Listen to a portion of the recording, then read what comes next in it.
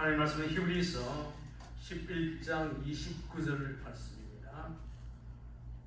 이 말씀 다 함께 이 말씀을 읽도록 하겠습니다. 믿음으로 그들은 홍해를 육지같이 건넜으나 애굽 사람들은 이것을 시험하다가 빠져 죽었으며, 이 보면 믿음으로 그들은 이스라엘 백성들이죠. 하나님의 은혜와 사랑을 받았던 이스라엘은 홍해 바다를 마른 땅같이 지났는데 애굽 사람들은 홍해에 빠져 죽었다는 말씀이죠. 제가 텍사스 살다 보면은 이런 말이 있죠. Bigger in Texas. 텍사스에 모든 것이 다 큽니다. 제가 한국에 작년에 다녀왔는데 한국은 가보니까 너무 편리하고 좋은 점이 많아요. 그렇죠. 특별히 차를 안 타도 지하철이나 또 환승해서 버스를 탈 수 있고 그 편하고 좋은데, 여러분 딱 살아보시면은 차 없으면은 꼼짝을 못하는 곳이 여기입니다. 뉴욕이나 LA 같으면은 대중교통이 있지만 여기에서는 차가 없이는 한 발짝도 갈 수 없는 그런 상황입니다. 그러니까 차라고 하는 것은 그 텍사스 삶에는 거의 생활의 필수품 같은, 신발과 같은 그런 필요품이 되죠. 오늘 우리가 예배를 드리려고 여기 왔는데, 예배가 무엇일까요? 예배를 어떻게 생각하십니까? 한번 제가 질문하는데, 이사야 12장 2절 3절 말씀 한번 읽으시면서 읽으면요, 이게 예배라는 것입니다. 읽어봅시다. 주 여호와는 나의 힘이시며 나의 노래시며 나의 구원이십니다. 그러므로 너희가 기쁨으로 구원의 우물들에서 물을 기르리로다. 제가 조금 전에 차에 있는 건 뭔가 하면은, 차를 타고 다니다가 가스가 떨어지면은 가스 스테이션에 가서 기름을 채우고 다니게 되죠. 예배라는 뭔가 하면은, 그렇죠. 예배는 여기 보면 구원의 우물들. 우리가 예배하면서 구원의 우물물에서 생수를 위해 심령에 공급해서 이 땅을 살아간다는 것이죠. 우리가 아무리 바빠도 일주일에 한 번이나 또 때로는 몇 번이라도 그로스 마켓에 가서 또 그 생필품을 사고 음식을 사고, 또 멀리 다니는 분 같으면 그렇죠, 몇 번씩이라도 게스트에 넣고 하는데, 예배라고 하는 것은 우리의 영혼을 충전하는 시간이기 때문에, 그래서 우리가 예배를 통해 하나님의 은혜를 받고 우리 영혼의 힘을 얻지 않고는 이 땅을 살아갈 수가 없다는 것이죠. 그러니까 예배는 우리의 일상생활에 참으로 중요한 그런 우리의 삶의 요소가 된다 하는 것이죠. 그러니까 자동차에 가스를 넣어야지 차가 달리듯이 우리가 매일매일 이 땅을 살아가려고 하면은 예배를 통해 하나님 주시는 은혜와 힘을 공급받지 않는다고 하면은 얼마 살도 앵커가 돼서 대상 못 간다 하는 것이죠. 실제 사람들은 이 세상 살려고 하면은 돈이 있어야 되고 건강이 있어야 되고 직업이 있어야 되고 다른 것들만 말하고 그것만 있으면 된다라고 생각하지만은 그것은 실제로 오해죠. 우리 인생과 삶에 대해서 절반만 아는, 부분적으로만 안다는 것이죠. 예수님께서 이 땅에 오셔서 33년을 사셨는데 30년은 준비하시기 위해서, 그리고 마지막 3년은 공생애 사역을 하셨는데, 공생애를 하시면서 저희 공생애를 시작하기 전에 유대 광야에서 40일 동안 금식 기도를 하셨죠. 그 예수님 때 오실 때 우리가 성육신 인카네이션 했기 때문에 우리 사람과 똑같은 몸을 입으시고 우리가 입는 옷을 입고 우리가 신는 신발을 신고 이 땅에 사셨기 때문에 주님도 40일 금식하시면 배도 고프고 목도 마르시죠. 또 주님 십자가에 다니실 때는 그야말로 고통과 어려움 가운데 있었는데, 그때에 시험하는 사람, 사탄이 예수님께 하시던 첫 번째 이야기가 이 돌들로 떡덩이가 되게 하라, 그렇게 그렇게 유혹했을 때에, 그때 주님께서 마태복음 4장 4절에 보면은 이렇게 말씀하시죠. 읽어봅시다. 사람이 떡으로만 살 것이 아니요 하나님의 입으로부터 나오는 모든 말씀으로 살 것입니다. 우리 주에 또 때로는 우리들 가운데서 돈만 있다고 하면은 생활만 넉넉하다고 하면은 뭐 직업이 있다고 하면은 그죠? 다양한 이런 것들만 있으면은 살 수 있다. 나는 산다라고 말하지만은 우리 성경 보면 하나님은 먹는 거, 돈 이런 거 필요 없다가 아니고 그것만으로 사는 것이 아니고 하나님의 입으로부터 오는 구원의 우물에서 하나님의 말씀을 듣고 생명 말씀을 먹어야지 살 수 있다고 하셨는데 이 말씀은 우리가 구약 성경에 보면은 신명기 8장 3절의 말씀을 주님이 인용하셨죠. 우리 한번 읽어봅시다. 사람이 떡으로만 사는 것이 아니요 여호와의 입에서 나오는 모든 말씀으로 사는 줄을 내가 알게 하려 하십니다. 이 보면 하나님께서 엑소스하고 광야 생활했던 이스라엘 백성들에게 만나를 먹이시고 그 40년 동안 옷도 헤어지지 아니하고 그리고 신발도 닳지 아니하도록 그렇게 인도하셨죠. 이스라엘 백성들은 하나님의 은혜와 인도를 받았지만은 늘 그죠. 삶이 어렵고 힘들면은 원망하고 불평할 때에 그때 하나님께서 순례의 길을 가는 이스라엘 백성들에게 주셨던 이야기라고 하는 것이죠.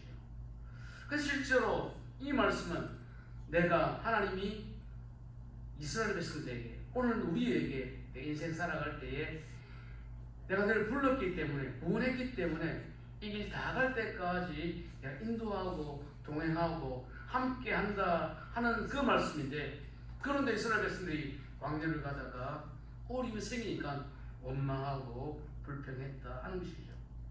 그렇죠. 이스라엘 백성들이 이 홍해를 만났을 때에 그렇죠. 며칠 전에 하나님께서 이집트의 모든 첫 번째는 아들을 다 죽이시고 그리고 모든 동물들까지 죽이시고 이렇게 경이롭고 놀라운 최고의 기적을 보고도 또 어려움이 오니까 이스라엘에서 홍해 앞에서 왜 우리를 광야로 인도했느냐 차라리 애굽에서 이집트 죽었다면 더 좋았다라고 그렇게 불평했다 하죠. 그래서 다시 말하면은 어림을 만나오면은 홍해만 우리에게 오면은 난리를 치고 원망하는 것이 구원받은 이스라엘의 모습이었고 때로는 우리의 모습이기도 하다 하는 것입니다. 이번 저는 제가 중학교 1학년 때 우리 집에서 그죠 RCA 중고 TV를 샀습니다. 그때 느낌은 야 새로운 세계가 안방극장 시대가 열렸다 하는 그런 느낌이 들었습니다. 제가 그때 보았던 그 드라마 그러니까 맥가이버, 형사 콜롬보, 오공수사대 그거는 실제로 단막극이 아니고 그렇죠 시리즈이기 때문에 여러분 그 끝날 때 그 드라마가 끝날 때 나오는 자막이 뭐 기억나십니까? To be continued 이게 나오죠. 다음 편을 기대해 주시오. 그죠? 끝날 무렵 되면 아슬아슬하고 그런데 to be continued 되는데 여러분 오늘의 본문 말씀은 지난주일하고 똑같습니다. 또 목사가 무슨 또 재탕하나 또 우려먹나 그게 아니고요. 오늘은 여러분 제목도 다르고 내용도 전혀 다릅니다. 오늘의 제목은 뭔가니까 홍해의 두 얼굴. 그렇죠? 두 얼굴의 홍해. 여러분 오늘 히브리서는 편지입니다. 누가 이 편지를 보내었나? 편지를 보낸 송신자는 누구인지 모르지만은 보통 성경학자들은 그렇죠. 이 성경의 흐름이나 문체를 보면은 이것은 바울이 기록했을 수 있다라고 추측하는데 뭐 그건 추측이기 때문에 모르고 그런데 분명한 것은 히브리서를 받는 사람은 누군가 하면 히브리 사람 그렇죠. 유대교에서 기독교로 개종했던 히브리 사람 주우죠. 유대인이 이 편지를 받았던 사람이었다 하는 것이죠.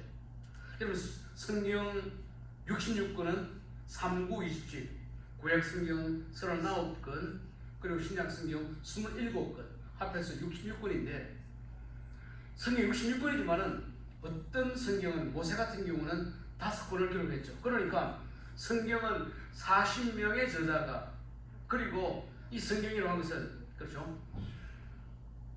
약 1600년 동안에 이 성경이 기록되었기 때문에 저자들도 다르고 시대도 다르고 뭔가 다를 것 같지만 성경에는 하나도 틀림이 없기 하나님께서 우리 인간을 구원하신다고 하는 전체 큰 주제로 하나로 모아진다 하는 것입니다.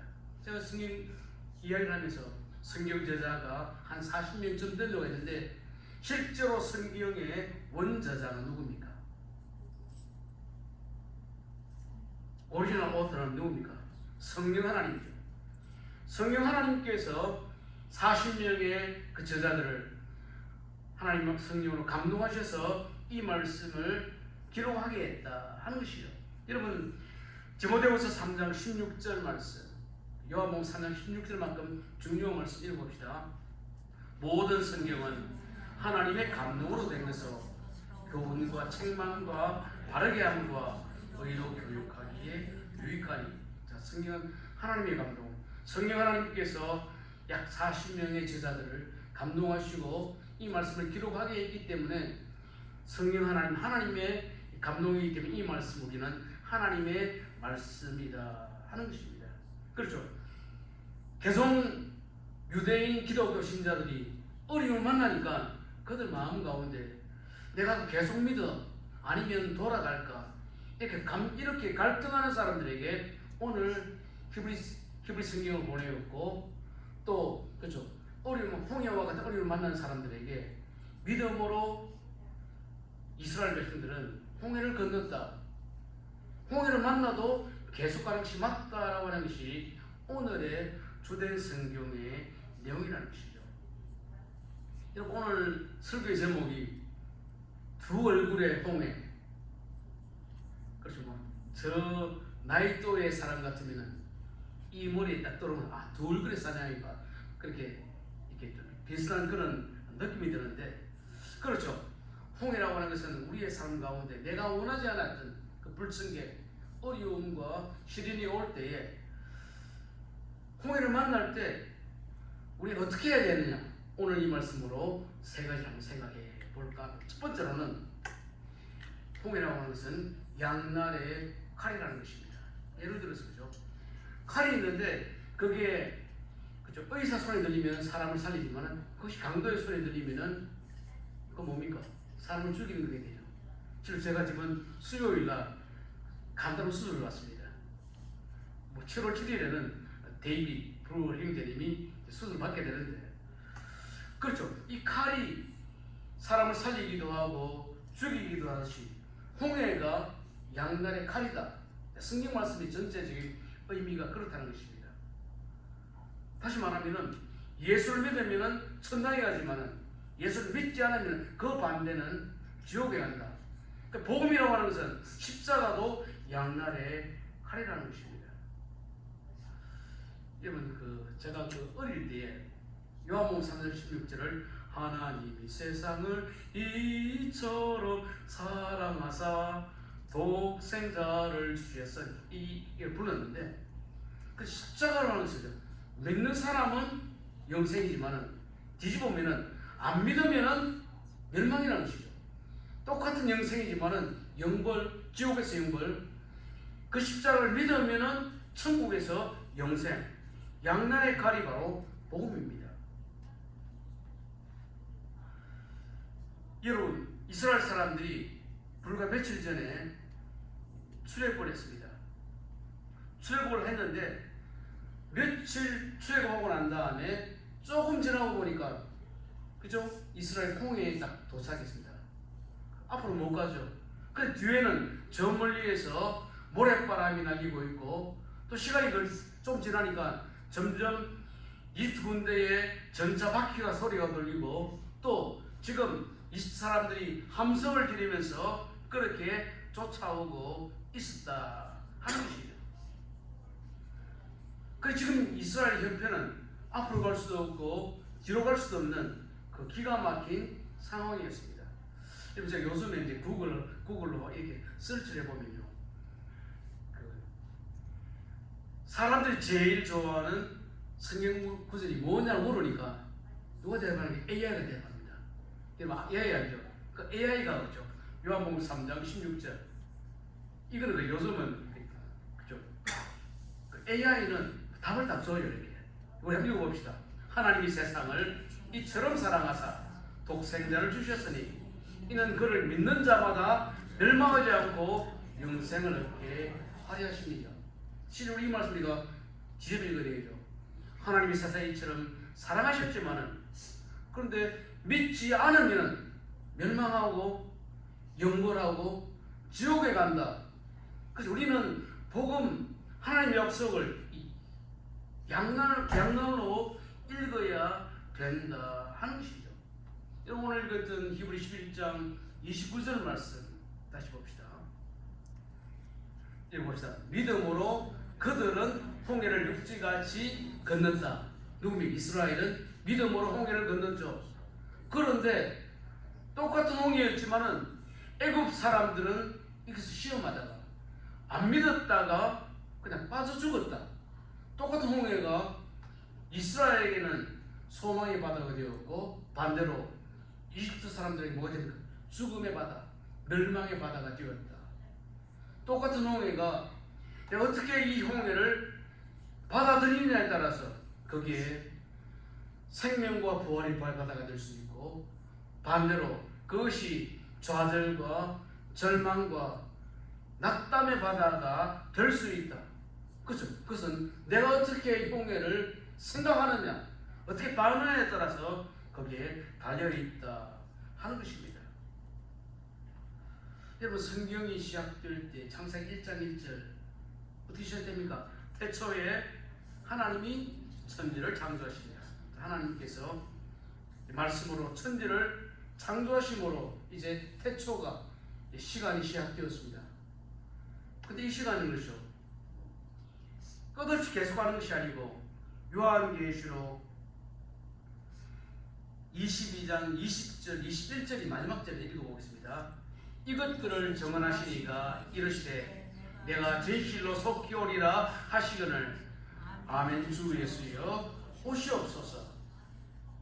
그러니까 주님이 재림하심으로 이 땅의 역사는 끝이 난다 하는 것을 말씀하시고 있다는 것이죠. 여러분 우리의 한 사람이 생일하는 것도 우리가 태어나는 날이 있다고 하면은 우리가 죽는 날이 있죠. 태초에 하나님이 천지를 창조하셨다고 하면은 주님의 재림으로 이 땅이 끝난 날도 있다 하는 것인데,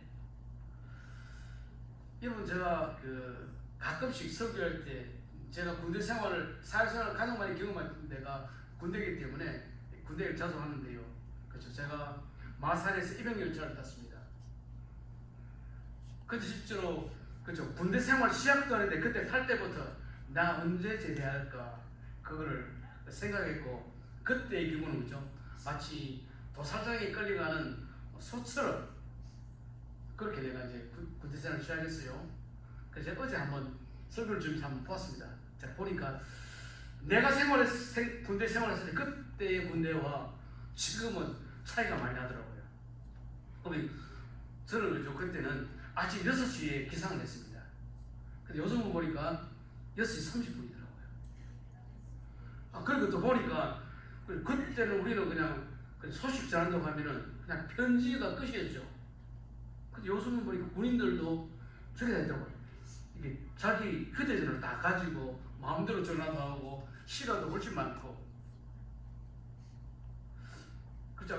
제가 군대 생활할 때는 6시에 기상했고 10시에 취침을 했는데 지금은 6시 30분. 그 중간에 시간이 보니까 그때하고 비교할 수 없이 많은 것들이 좋아졌는데, 그래서 내가 군에 갈 때는 내가 언제 끝날까 생각했는데 시간이 되니까 제가 예비 군복을 받고 고향 앞으로 고향도로 가는 기차를 타게 되었는데, 초대교회 교인들이 만나서 예배드리고 또 교제하고 성경 공부를 하고 교회를 떠날 때마다 서로가 했던 인사가 있습니다. 그 인사가 뭔가면은 아멘 주님 어서 오소서 마라나타. 우리 같으면은 요즘 잘 지내시고 한 주 잘 평안히 지내시죠. 그때는 주님 어서 오시옵소서 마라나타가 그렇게 인사했는데, 그런데도 그죠 2000이 흘렀는데도 아직까지 주님은 안 오셨습니다. 여러분 베드로후서 3장 4절을 한번 읽어봅시다. 주께서 강림하신다는 약속이 어디 있느냐? 조상들이 자주로부터 만물이 처음 창조될 때와 같이 그냥 있다. 초대교회 교인들은 주님 어서 오시옵소서 마라나타라고 했는데 기다리고 준비를 했는데 주님이 안 오시니까 그때 있는 세상 사람들은 주님이 오신다더니 아직도 안 오네. 2000이 지났는데 아직 주님이 안 오시죠. 그래서 제가 동부에 살 때 그때에 다미선교회에 있었는데 제가 다미선교회에 모임에 한번 가봤습니다. 대체 무슨 소리를 하는가 가보니까 사람들이 모였는데 찬양도 열광적으로 하더라고요. 기도도 열광적으로 했는데 근데 주님이 오셨습니까? 불발탄이 되었죠. 우리 역사를 보면 몇 차례에 주님 재림하신다고 하는 해프닝이 여러 차례 있지만은 아직도 주님이 안 오시지만은 보면서 우리가 알지 못하는 때에 주님이 오시기 때문에 우리는 재림을 준비해야 되고, 또 우리가 이 땅을 살아가면서 우리가 예기치 못할 때에 우리의 삶에 홍해가 온다고 하면은 준비를 하는 것이 우리 신자들의 바른 삶의 모습이다 하는 것이죠. 그래서 우리가 주님 먼저 오실지는 그 우주적인 종말은 언제일지는 우리는 모르지만은 우리 성경을 보면은 주님 오시다니 가깝구나 하는 것은 느끼고 있죠. 그렇지만은 그것은 모르지만은 우리가 주님 만난다 개인적인 종말은 가면 갈수록 더 가깝다고 하는 것은 우리가 알고 있는 사실이죠. 마태복음 24장에 보면은 25장에 보면 주님이 오시기 때문에 주님의 재림을 준비하려고 하면은 기름도 준비하고 또 예복도 준비하는 것이 우리의 태도다 하는 것이죠. 제가 지난 주간에 요한계시록을 읽었습니다. 요한계시록은 주님의 재림을 준비하는 그죠. 그 당시 초대교회 교인들이 읽었던 성경 말씀인데, 그죠. 앞으로 종말에 일어날 그런 사건들이죠. 그리고 보면은 거기에 7인이 나오고 7 나팔이 나오고 7 대접이 나옵니다. 그 뭐가 종말이 가까우면 주님 재림하실 때가 가까이 오면은 이 땅에 일어날 여러 가지 징조들을 기록을 하고 있는데, 그렇죠. 7인보다 7 나팔의 지향이 더 강해지고, 그리고 7 나팔보다 7 대접이 점점 그 강도가 더 커지는데, 근데 제가 한번 7인을 보면요, 그 7인을 뗄 때마다 첫 번째 인을 뗄 때에 큰 전쟁이 일어난다라고 되어 있습니다. 그래서 우리가 뭐 멀리 갈 것 없이, 그렇죠. 지난 주간에 미국이 이라크에 이게 폭탄을 떨어뜨렸죠. 그 전쟁이 일어납니다. 이라크와 그러니까 우크라이나와 러시아가 전쟁을 하고 있고, 그리고 이스라엘과 팔레스타인 사이에 전쟁이 되고 있고, 그 앞으로 불정이 어디를 틀지 아무도 우리가 예상을 못하죠. 그리고 또 두 번째 인을 뗄 때는 흉년, 기근이 일어납니다. 세 번째 인을 뗄 때는 역병, 병이 일어납니다. 그리고 많은 사람들이 기독교 때문에 고통을 당하고 순교를 당하고, 그리고 이 땅 가운데 여섯째 인을 뗄 때는 대지진도 일어나고, 그리고 우리가 알 수 없던 자연재난이 일어나는 데에, 천재지변이 일어나는 데에, 그런데 7번째 나팔을 뗄 때에 보면은 요한계시록 6장 15절 16절 말씀 우리 한번 같이 읽어봅시다. 요한계시록, 자 읽어봅시다. 땅의 임금들과 왕족들과 장군들과 부자들과 강한 자들과 모든 종과 자유인이 굴과 산들의 바위 틈에 숨어. 16절 말씀. 산들과 바위에게 말하되 우리 위에 떨어져 보좌 위에 앉으신 이의 얼굴에서 그 어린 양의 진노의 소리를 하리라. 그렇죠. 우리 같으면 주님 재림하시면 천국을 좋은데 왕들, 장군들, 돈 많은 사람들 왜 숨어서 가리라? 그 자기들 준비가 안 됐단 말이죠. 아직까지 주님을 만날 준비가 안 됐기 때문에 숨은. 그러니까 예수 그리스도의 복음을 믿는 사람은 천국이지만 믿지 않는 사람에게는 영원한 형벌과 지옥이기 때문에 숨는다 하는 것이죠. 정말 뭐이 그렇죠. 홍해가 양날의 칼이었듯이 주님의 재림도 양날의 칼입니다. 신자는 주님 오시옵소서지만은 안 믿는 사람은 주님이 오시고 재림이 어려움이 오면은 숨고 피하고 싶다는 것이죠. 그렇죠. 공부 잘하는 학생들에게는 기말고사 하면 아내가 시험 끝나고 좋은 성적 받겠구나 싶지만은 농땡이 부리고 공부하는 사람들에게는 그렇죠. 기말고사가 피하고 싶은 것이 된다는 것이죠. 그러니까 우리 11장 29절 보면은 이스라엘 백성들은 하나님 믿었기 때문에 홍해를 건넜고, 그리고 이집트 사람들은 믿지 않았기 때문에 10가지 재앙을 만났지만 안 믿었죠. 그러니까 다시 죽여야겠죠. 결국은 멸망의 바다가 되었다 하는 것입니다. 여러분, 이집트 사람들은 보고 다 믿었습니다. 여러분, 예수님 살아계실 때에 5,000명 먹이시고 병든 사람 살리시고 기적을 행하셨지만은 이스라엘 사람들 보고도 예수님을 안 믿었습니다. 아직도 유대인들 가운데 안 믿는 사람들이 훨씬 더 많다 하는 것이죠.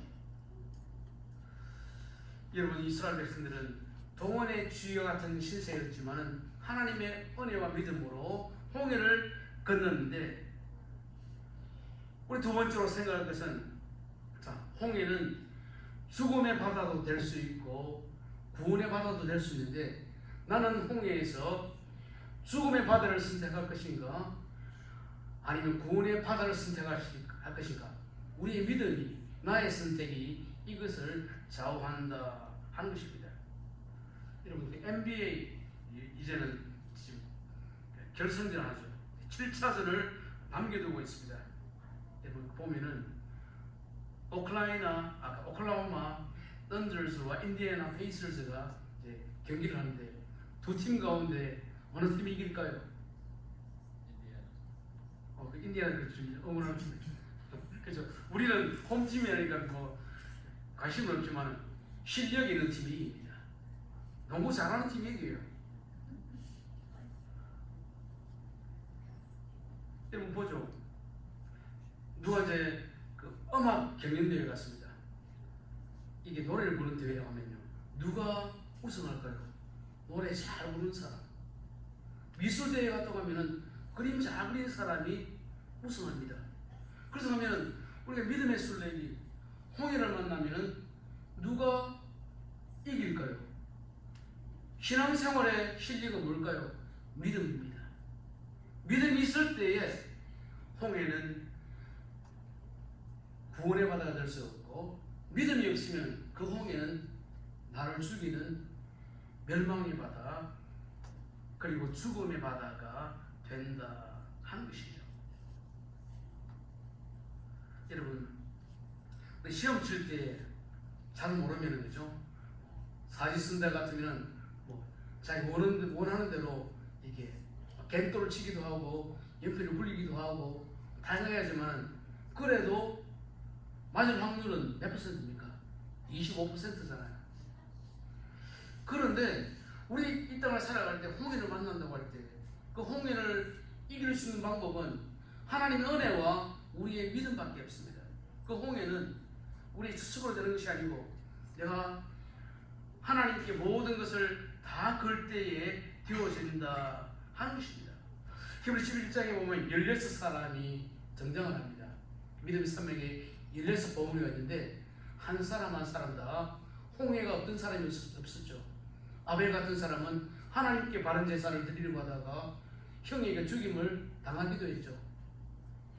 그리고 노아는 110년도 방주를 지을 때에 그때 한 번도 홍수가 없으니까 사람들이 조롱하고 멸시해도 끝까지 말씀 순종했다가 결국에는 하나님 은혜에 이르죠. 그러니까 단 한 사람도 홍해가 없었던 사람이 없었다 하는 것입니다. 그렇다면 우리도 이 땅을 살아갈 때에, 순례길을 갈 때에 우리 앞에 어려운 일, 이렇게 할까 저렇게 할까 난감한 일을 만날 때에 그때도 그 홍해는 믿음으로 건너야 된다 하는 것을 오늘 이 말씀은 우리에게 알려주고, 나의 선택에 따라서, 나의 믿음에 따라서 그 바다가 죽음의 바다도 될 수 있고 새로운 희망과 소망의 바다도 될 수 있다 하는 것을 말씀하고 있습니다. 여러분, 우리가 살아보면 그렇죠. 내가 여기까지 온 것은 다 모두 다 하나님의 은혜구나. 하나님 나를 도와주시고 인도하시고 또 어떤 상황에서 새로운 길을 열어주셨기 때문에 내가 여기까지 왔다 하는 것을 다 볼 수가 있다 하는 것이죠. 그렇죠. 우리 성경에 보면 하나님께서 만세전에 이 세상을 창조하시기 전에 우리를 선택하시고 때가 되어서 이러한 상황으로 예수 믿게 하시고 오늘 믿음의 자리까지 우리를 인도하셨는데, 그렇죠. 내가 믿게 되는 것, 내가 신앙생활하는 것은 다 하나님의 계획이고 뜻이고 은혜였기 때문에 우리를 부르신 하나님께서 이 인생의 길이 끝날 때까지 우리를 인도하신다고 하는 것이 오늘 이 말씀 우리에게 보여주는 것이다 하는 것입니다. 그렇죠. 어떤 사람들이 보면 그 문제를 만나면 우왕좌왕하고 내가 대체 어떻게 해야 될까? 마치 이스라엘 백성 유대 신자들처럼 내가 계속 믿어야 해, 아니면 가만두어야 돼, 이런 갈등이 있게 마치 바람 앞에 촛불처럼 흔들릴 수 있는 그런 존재가 되지만, 그때 오늘 이 말씀은 믿음으로 생명의 바다를 선택해야 된다 하는 것을 우리에게 알려준다 하는 것이죠. 여러분, 요한일서 9장 19절 말씀 우리 한번 같이 읽어봅시다. 우리가 사랑하면 그가 먼저 우리를 사랑하셨습니다. 우리 예수님께서 믿은 게 아니고, 그렇죠? 주님이 먼저 우리를 사랑하시고 선택하시고 때가 되었기 때문에 부르시다는 믿음도 내가 생긴 것이 아니고 주님이 믿음을 주시기 때문에 그 모든 것이, 우리 인생의 모든 것은 다 하나님이 먼저 하신다는 것을 우리에게 알려주고 있다 하는 것이죠.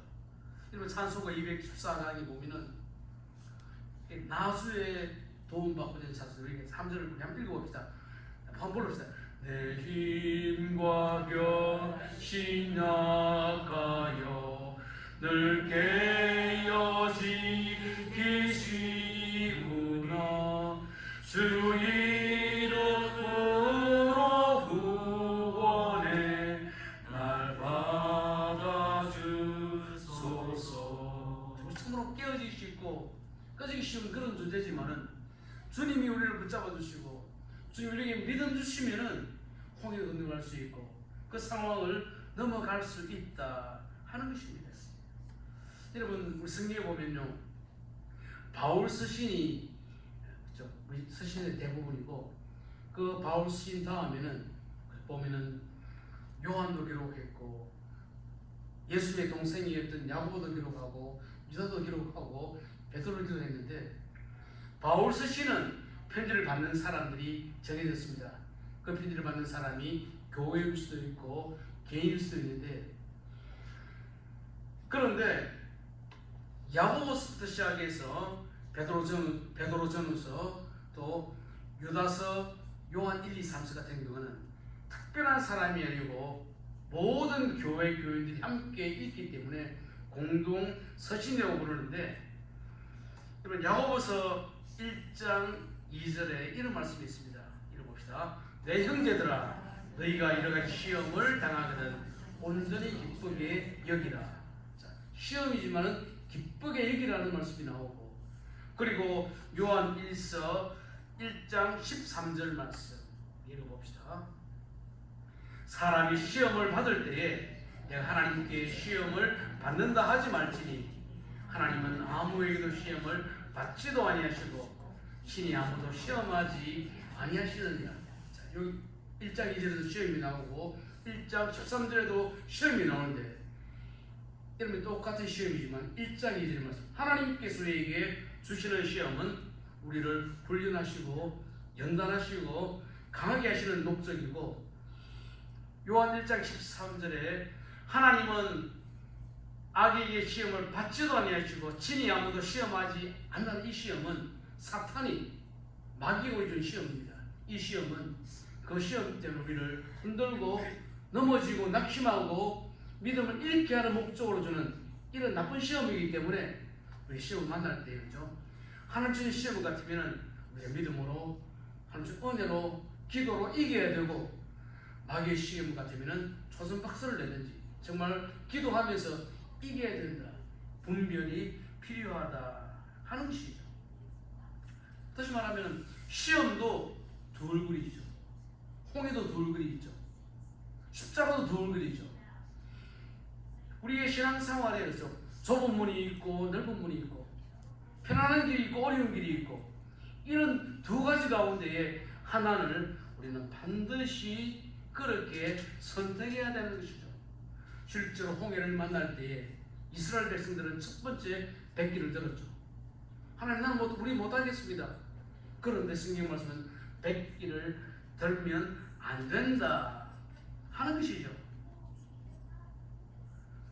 여러분 그러면 우리가 시험이 온다고 할 때, 홍해가 온다고 할 때 우리가 마지막으로 어떻게 이 시험을 우리가 반응해야 되느냐? 세 번째로는 전공법입니다. 딱 시험을 우리가 반응하는 것은 딱 한 가지 방법밖에 없다는 것입니다. 우리 인류 역사로서는 챌린지 그리고 리스폰스죠.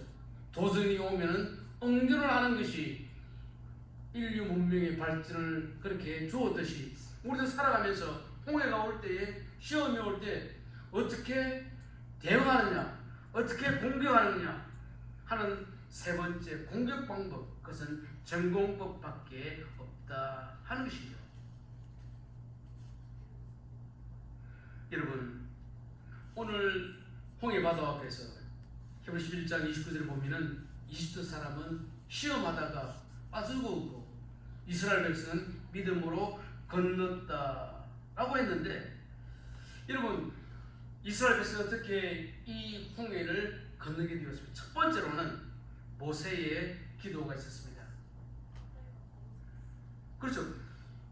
약 200만의 이스라엘 백성들이 다 원망하고 불평했는데 끼어있었던 모세 한 사람의 기도 때문에 이스라엘이 그 어려움을 극복할 수가 있습니다. 예를 들어서 우리 가정에 큰 일이 있다고 할 때, 그렇죠? 모두 다 안절부절하고 우왕좌왕할 때 누군가 끼어있는 한 사람, 말씀 붙잡는 한 사람, 하나님께서 생각한 한 사람이 있다고 하면 그것은 이길 수 있다고 하는 우리에게 알려준다 하는 것이죠. 이스라엘은 홍해 앞에서 어쩔 줄 몰라했죠. 원망하고 불평했죠. 실제로 그 원망, 불평, 걱정은 사태 해결에는 아무런 도움이 안 되는 소리입니다. 그런데 출애굽기 14장 13절 우리 한번 같이 읽어봅시다. 너희는 두려워하지 말고 가만히 있어서 여호와께서 오늘 너희를 위하여 행하시는 구원을 보라. 200만이 지금 안절부절하고 있는데 모세가 영적으로 깨어있었기 때문에 여러분들 우리 두려워하지 말고 쫄지 말고 가만히 있어서 하나님께서 우리를 위해서 어떤 일을 하시는지를 봅시다. 기도합시다. 그렇게 모세가 기도했다 하는 것이죠. 여러분 우리가 이 땅을 살아가다가 그죠? 이런 홍해 우리 앞에 그래 만나게 되었습니다. 태산 같은 어려움이 우리에게 부딪힌 그때 다른 궁리나 고민이나 걱정 말고 하나님께 기도하라 하는 것이죠. 우리가 우리의 삶에 정말 피할 수 없는 어떤 어려운 아젠다가 있다고 할 때는 그때는 염려와 걱정보다는 먼저 기도하고 하나님의 은혜를 찾는 것이 먼저 할 일이라는 것을 우리에게 알려주고 있다는 것입니다. 그래서 우리가 어떤 결정을 한다고 할 때 정말 훗날에 구약을 행한다면 정말 하나님 앞에 간절히 기도, 하나님 내가 어떻게 할지 모르지만 하나님 나에게 내 마음 가운데 은혜를 주시고 믿음을 주십시오. 기도하고 또 하는 것이 바른 태도라 하는 것입니다. 여러분, 야곱이 그렇죠. 복을 추구하고 있다가 잘못된 방법을 쓰고 아버지를 속이고 형도 속였다가 그렇죠. 그것 때문에 고향을 떠나서 20년 그렇지. 타향살이를 하다가 이제 다시 고향으로 돌아가기 전에 약복강가에서 밤새워 하나님의 사자와 씨름을 하는 것을 보게 됩니다. 하나님 씨름했다는 것은 밤새워 기도했죠. 기도할 때 어느 정도 했는가 하면 창세기 32장 25절 말씀 봅시다. 자기가 야곱을 이기지 못함을 보고 그가 야곱의 허벅지 관절을 치매 야곱이 허벅지 관절이 그 사람과 씨름할 때에 어긋났더라. 그래서 야곱의 이름이 이 약복강가의 씨름 후에 이스라엘로 바뀌었죠. 하나님과 씨름해서 이겼다. 실제로 그때 보면 우리 성경을 보면은 하나님의 사자, 하나님이죠. 천사죠. 하나님이 그래 너 이긴 걸로 해줄게. 하나님 줬다는 거죠. 그 상황 가운데 밤새워 기도하고 그죠?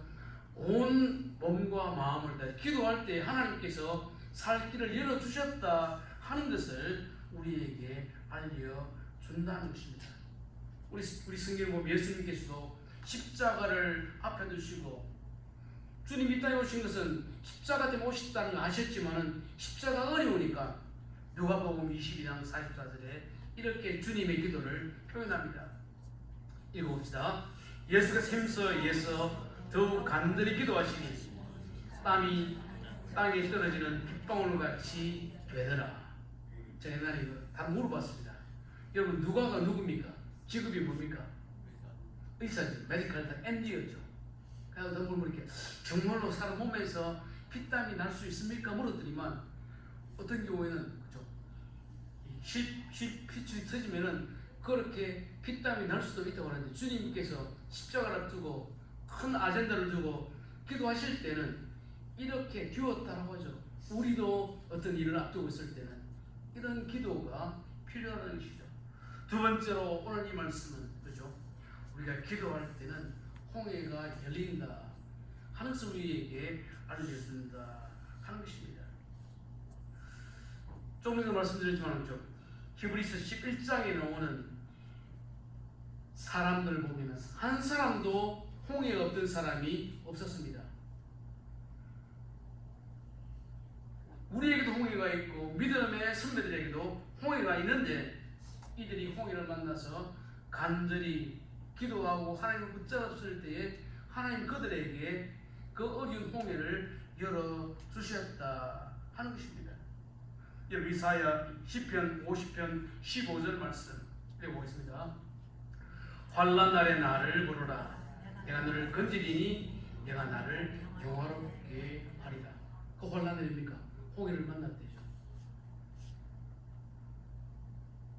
환난 날은 정말 생각해도 답이 안 보이는 그런 상황인데 그때는 뭐하란 말입니까? 염려하고 걱정하고 고민보다는 먼저 할 것은 나를 부르라. 간절히 기도할 때에 내가 너를 건져주겠다. 결국은 이스라엘 백성들이 낙심하고 원망할 때 모세가 기도할 때 하나님께서는 그 홍해에 길을 열어주셨다 하는 것이죠. 그러니까 홍해는 이집트 사람에게는 죽음의 바다가 되었고 이스라엘에게는 소망의 땅, 약속의 땅, 가나안으로 가는 그런 기회와 통로가 되었다 하는 것입니다. 이제 말씀을 맺습니다.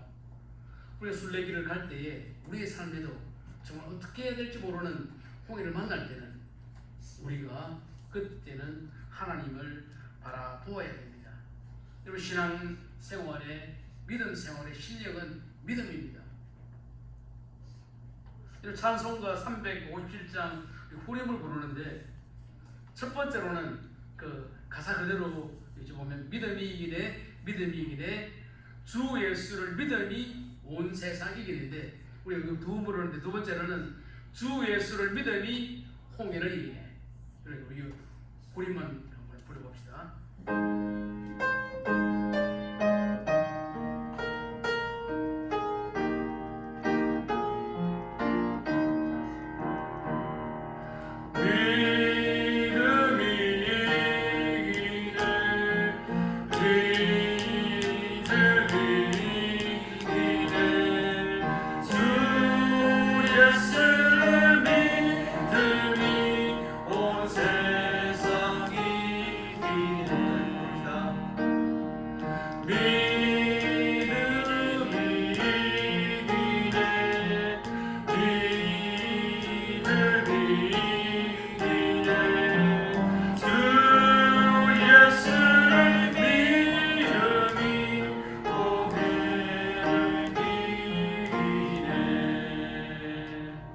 여러분 어려우면은 하나님께 SOS를 쳐보셨습니까?